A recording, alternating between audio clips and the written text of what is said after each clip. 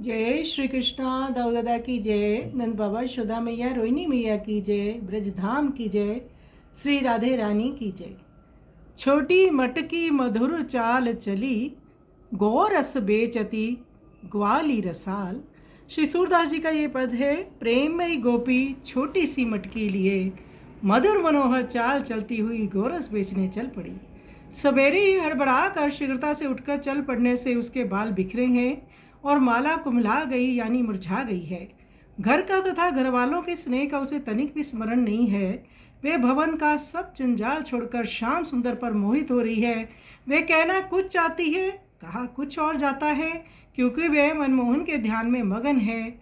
जो कोई उससे पूछते हैं कि तुम्हारी इस मटकी में क्या है, उनसे यही कहती फिरती है, कोई गोपाल ले लो, गोपाल ले लो। गोपी पूर्ण रूपेण कृष्णमयी हो गई है। श्री सूरदास जी कहते हैं, मेरे स्वामी के प्रेम के वश होकर वह चतुर गोपिका व्याकुल हो गई है। तो ब्रज में घर घर यही गोपियों की स्थिति है। जो श्याम सुंदर को देख लेता है वह उन्हीं का होकर रह जाता है। वो कुछ भी घर का काम नहीं कर पाता। ऐसे श्याम सुंदर ब्रज में विराजते हैं, सबको आनंदित करते हैं। आइए सुंदर पद का हम श्रवण करें।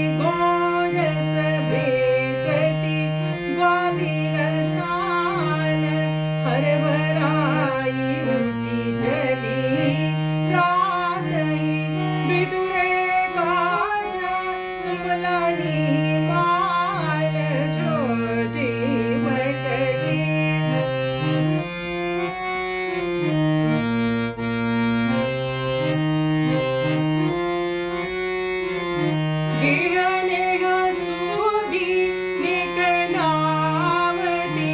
मोहि राही तजी भवन जंजाल और भवती और कहीं आवती मन मोहन के परिजु खयाल मन मोहन के परिजु खयाल छोटी मटकी